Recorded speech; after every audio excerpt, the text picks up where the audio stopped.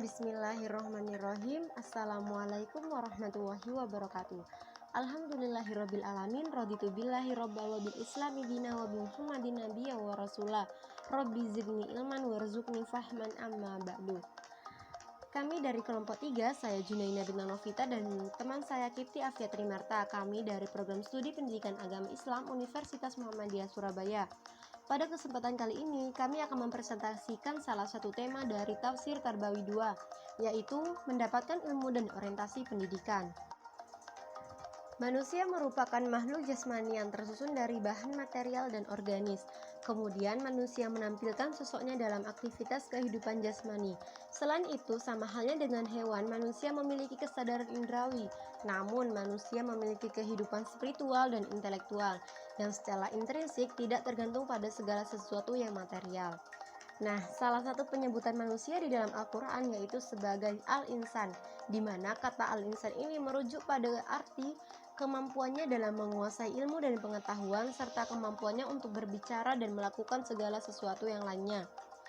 Manusia mempunyai peran penting dalam sebuah kehidupan, salah satunya di dalam dunia pendidikan, sebagaimana dijelaskan dalam Quran Surat Al-Insan surat ke-76, yaitu dalam ayat 1 dan 2, yang berbunyi, Bismillahirrohmanirrohim.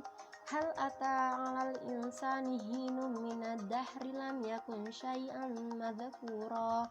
Inna khalaqnal insana min nutfatin amsajin nabtalihi faja'alnahu sami'an basira. Artinya, bukankah telah datang atas manusia satu waktu dari masa, sedang dia ketika itu belum merupakan sesuatu yang dapat disebut. Sesungguhnya kami telah menciptakan manusia dari setetes mani yang bercampur, yang kami hendak mengujinya dengan perintah dan larangan. Karena itu, kami jadikan dia mendengar dan melihat. Kata Al-Insan digunakan dalam Al-Quran untuk menunjukkan totalitas manusia sebagai makhluk jasmani dan rohani. Harmonisasi kedua aspek tersebut dengan berbagai potensi yang dimilikinya mengantarkan manusia kepada makhluk yang unik, istimewa lagi sempurna. Manusia memiliki perbedaan individual antara manusia satu dengan manusia yang lain, dan manusia juga sebagai makhluk dinamis, sehingga manusia mampu menyandang predikat sebagai khalifah Allah di muka bumi. Pengetahuan tentang konsep manusia ini adalah hal yang paling penting di dalam dunia pendidikan, termasuk dalam pendidikan Islam. Bahkan menurut Suteja, masalah pendidikan adalah masalah pemahaman tentang hakikat manusia, di mana inti pendidikan adalah ikhtiar pemberdayaan fitrah dan seluruh potensi baiknya. Pemahaman yang keliru tentang manusia dan fitrahnya akan melahirkan proses pendidikan yang gagal, di mana manusia akan gagal memerankan dirinya sebagai memanusiakan manusia, karena pendidikan hanya akan melahirkan disharmonisasi aspek-aspek kepribadian manusia. Pada subtema mendapatkan ilmu, kita akan membahas tentang pengertian ilmu secara bahasa dan secara istilah. Nah, sebelumnya, ilmu adalah hal yang sangat erat dengan ajaran Islam. Kenapa? Karena di Islam tidak hanya mengajarkan hidup untuk beribadah kepada Allah Subhanahu wa Ta'ala saja, mengikuti ajaran Nabi Muhammad, atau hanya mengamalkan Al-Quran saja. Namun, Allah juga memerintahkan kepada hambanya untuk menuntut ilmu dan mengamalkannya, di mana dalam melaksanakan sebuah ibadah, manusia tidak mungkin bisa menunaikannya jika tidak dibekali oleh ilmu. Nah, ilmu sendiri dalam bahasa Arab yaitu berasal dari masdar dari alima ya'lamu yang berarti tahu atau mengetahui. Dalam bahasa Inggris, ilmu biasanya dipadankan dengan kata science, sedang pengetahuan dengan knowledge. Dalam bahasa Indonesia, kata science umumnya diartikan ilmu, tapi sering juga diartikan dengan ilmu pengetahuan, meskipun secara konseptual mengacu pada hakikat yang sama. Namun secara istilah, kata ilmu berarti kejelasan. Karena itu, segala yang berbentuk dari akar katanya mempunyai ciri kejelasan. Kata ilmu dengan berbagai bentuknya terulang sebanyak 854 kali di dalam Al-Quran. Ilmu adalah pengetahuan yang sangat jelas tentang sesuatu. Meski demikian, kata ini berbeda dengan kata arafa, mengetahui, arif, yang mengetahui, dan ma'rifah, pengetahuan. Mekanisme mendapatkan ilmu. Ada beberapa pendapat yang dikembangkan oleh para intelektual Islam mengenai konsepsi ilmu. Dalam pandangan Al-Ghazali, pada dasarnya ilmu dibagi menjadi dua klasifikasi besar, yaitu ilmu syar'i dan ilmu akli. Adapun mekanisme mendapatkan ilmu secara garis besar dibagi menjadi 3 hal, yaitu sebagai berikut. Yang pertama, mekanisme mendapatkan ilmu melalui akal atau rasional. Mendapatkan ilmu melalui akal dapat dilihat dalam firman Allah Quran surat Al-Mu'minun ayat ke-12 dan 16. Bismillahirrahmanirrahim. وَلَقَدْ خَلَقْنَا الْإِنسَانَ مِنْ سُلَالَةٍ مِنْ طِينٍ ثُمَّ جَعَلْنَاهُ نُطْفَةً فِي قَرَارٍ مَكِينٍ ثُمَّ خَلَقْنَا النُّطْفَةَ عَلَقَةً فخلقنا العلقة مضغة فخلقنا المضغة عظاما فكسونا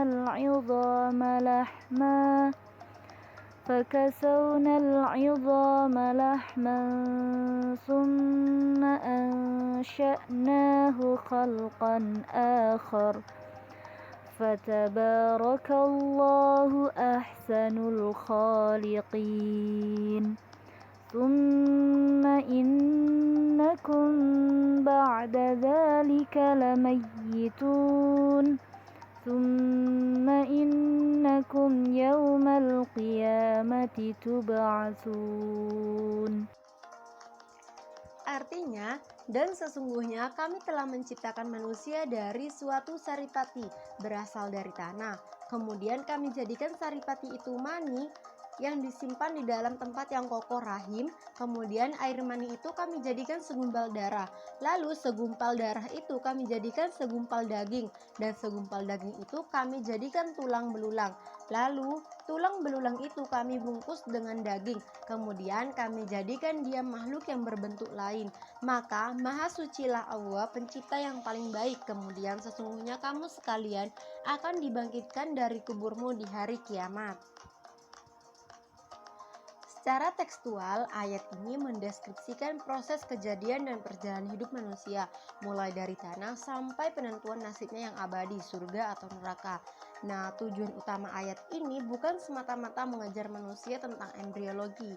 Manusia tidak banyak dituntut menguasai ilmu tersebut, tetapi pembelajaran oleh Al-Quran mengenai embriologi dalam ayat ini bertujuan untuk meyakinkan manusia bahwa hidupnya pasti akan berakhir dan dia akan mengalami kebangkitan. Proses kejadian manusia atau embriologi dalam hal ini hanya sebagai media untuk menjelaskan hal tersebut. Tergambar dalam ayat ini metode analogi kias untuk mendapatkan ilmu dan selanjutnya keyakinan, yaitu dengan membandingkan sesuatu yang sulit dengan yang lebih mudah, kias aulawi. Allah kuasa mengubah tanah menjadi manusia, maka tentu dia lebih kuasa mengumpulkan kembali sesuatu yang telah ada walaupun telah rusak. Atau jika Allah kuasa menciptakan sesuatu dari tiada menjadi ada, maka dia tentu lebih kuasa dari mengumpulkan sesuatu yang telah ada. Artinya, di sini manusia dituntut untuk melakukan penalaran agar mendapatkan ilmu, dan ilmu yang diperoleh berdampak terhadap keimanan kepadanya. Mekanisme yang kedua, mendapatkan ilmu melalui indera atau empiris.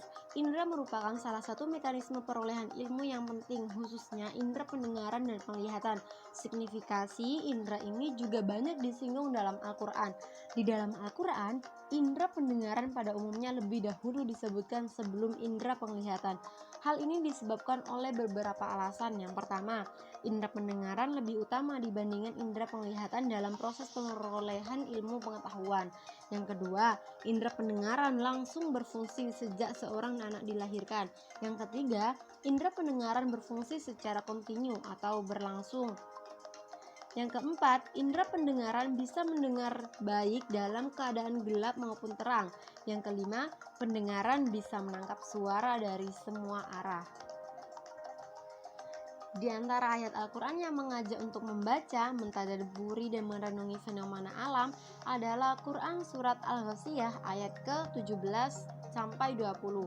Nah, 4 ayat ini membicarakan fenomena unta, langit, gunung, dan daratan bumi. Melalui pembacaan atas tafsir para ulama terhadap ayat-ayat ini akan diketahui keajaiban-keajaiban ciptaan Allah tersebut. Berikut bunyi dan terjemahannya.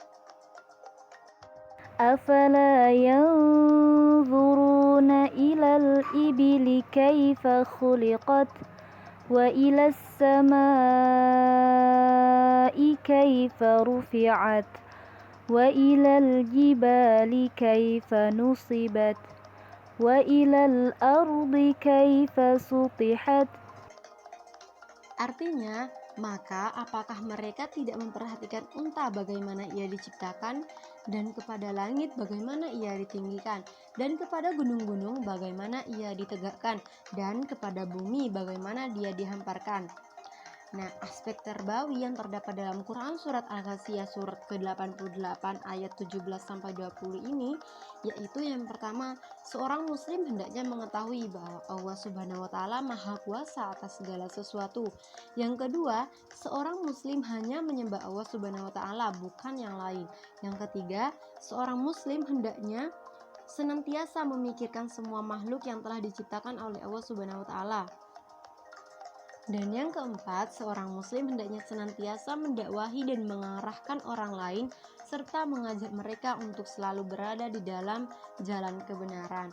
Nah, semua fenomena alam ini dapat diperhatikan dan dipantau oleh indera manusia dan dapat pula dipelajari secara empiris, sehingga dapat mengetahui sistem atau hukum yang berlaku pada alam.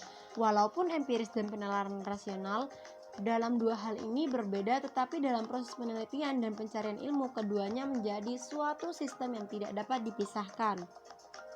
Seperti yang dikutip oleh Jujun, mengingatkan bahwa tidak terdapat metode induktif yang memungkinkan berkembangnya konsep dasar suatu ilmu. Masalah yang timbul dalam penyusunan pengetahuan secara empiris saja adalah pengetahuan yang dikumpulkan itu cenderung untuk menjadi kumpulan fakta-fakta.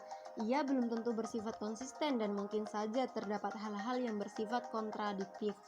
Kumpulan fakta-fakta itu belum menjamin terwujudnya suatu sistem pengetahuan yang sistematis. Al-Quran juga mengajarkan bahwa empiris dan penalaran rasional mesti dikombinasikan. Nah, penjelasan Al-Quran tadi mengenai fenomena alam mempunyai dua tujuan. Yang pertama, tujuan sampingan atau tujuan pembelajaran mengenai suatu yang dikaji. Dan yang kedua, tujuan utama atau tujuan pokok yang akan diperoleh setelah memahami materi pembelajaran. Tujuan yang terakhir ini dapat diperoleh melalui rasional atau analogi antar fenomena-fenomena yang ada, di mana kesimpulan-kesimpulan yang didapatkan dari analogi tersebut tidak lagi bersifat empiris. Artinya, berangkat dari suatu yang empiris menuju rasional dan hasilnya berupa ilmu yang membawa kepada keyakinan dan keimanan kepada Allah Subhanahu wa taala. Apapun yang dipelajari, semua yang ada di fenomena alam ini, kita dapat mempelajarinya secara empiris menuju rasional yang berujung untuk meningkatkan keyakinan dan keimanan kita kepada Allah Subhanahu wa taala. Mekanisme mendapatkan ilmu yang terakhir yaitu melalui wahyu atau ilham. Wahyu dan ilham yaitu pemberian Allah secara langsung kepada orang yang dikehendakinya atau orang-orang terpilih. Nah, wahyu diberikan langsung kepada nabi, sedangkan ilham diberikan kepada orang-orang karena ketaatannya dan kedekatannya kepada Allah Subhanahu wa taala. Menurut Al-Ghazali, ilham merupakan jalan pengetahuan yang benar. Ia dapat mengantarkan manusia kepada ilmu al-yakin, yaitu suatu keadaan yang benar-benar terbuka padanya. Sesuatu yang diketahui sehingga tidak ada lagi mengandung keraguan. Untuk mendapatkan ilmu melalui ilham, manusia mesti bersungguh-sungguh mensucikan dirinya dari noda dan dosa, serta selalu berusaha mendekatkan diri kepada Allah Subhanahu wa taala. Banyak di dalam Al-Quran yang menggambarkan perolehan ilmu melalui ilham atau wahyu. Bahkan Al-Quran itu sendiri sebagai wahyu Allah, yang merupakan salah satu bentuk pembelajaran Tuhan terhadap manusia. Dalam hal ini Nabi Muhammad SAW yang kemudian terus disampaikan kepada umatnya. Nah, Al-Quran sendiri termasuk wahyu yang Allah beri langsung kepada Nabi Muhammad untuk disampaikan kepada umatnya. Orientasi pendidikan adalah kecenderungan kemana peserta didik itu diarahkan. Jika diarahkan kepada kebaikan, maka dia akan baik, namun jika diarahkan kepada keburukan, maka dia akan rusak. 3 prinsip yang harus diimplementasikan dalam pembelajaran. Yang pertama, prinsip semua ciptaan ini mempunyai tujuan. Yang kedua, prinsip kesatuan baik alam manusia maupun kehidupan. Yang ketiga, prinsip keseimbangan. Manusia memiliki potensi untuk mengetahui, memahami apa yang telah ada di dalam semesta ini, serta mampu mengkolerasikan antara fenomena satu dengan fenomena yang lain. Karena hanya manusia yang di samping diberi kelebihan indera, manusia juga diberi kelebihan akal, di mana dengan inderanya dia mampu memahami apa yang tampak, dan dengan hatinya dia mampu memahami apa yang tidak tampak.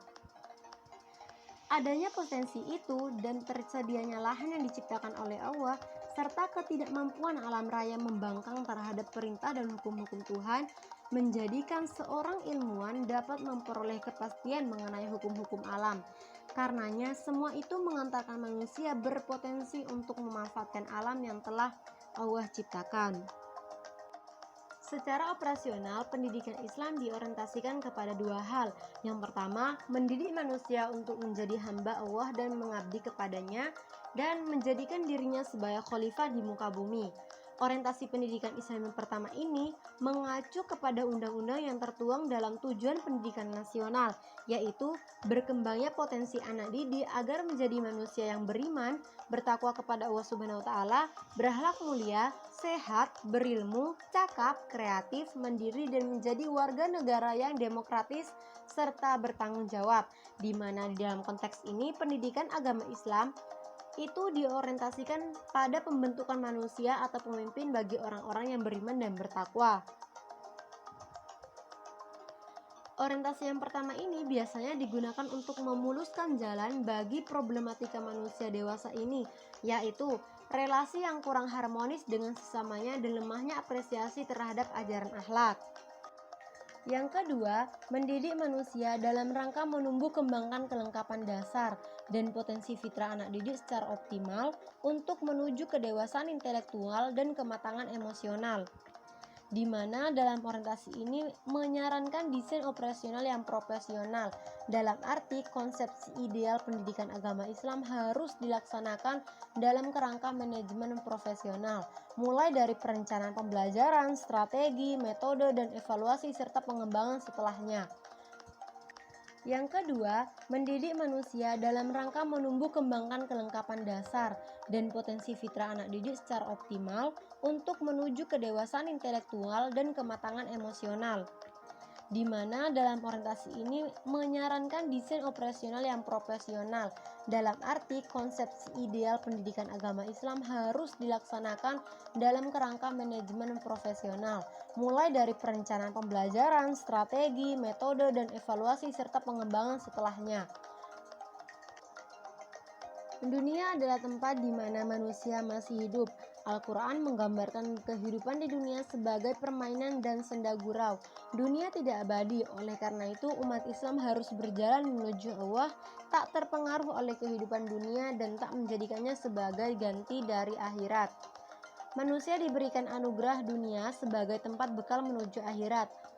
Allah memerintahkan untuk mencari apa yang telah dianugerahkan kepada manusia, namun jangan sampai melupakan bagiannya di dunia dalam mencari bekal. Sebagaimana dijelaskan dalam Quran surat Al-Qasas ayat 77 yang berbunyi sebagai berikut. وابتغ فيما آتاك الله الدار الآخرة ولا تنس نصيبك من الدنيا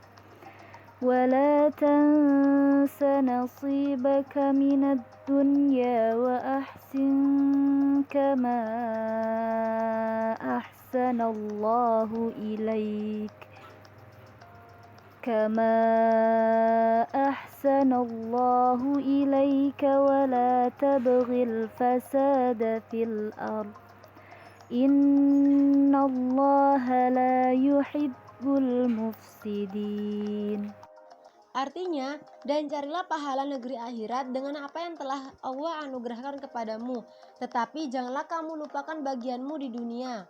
Dan berbuat baiklah kepada orang lain sebagaimana Allah telah berbuat baik kepadamu, dan janganlah kamu berbuat kerusakan di muka bumi. Sungguh Allah tidak menyukai orang yang berbuat kerusakan.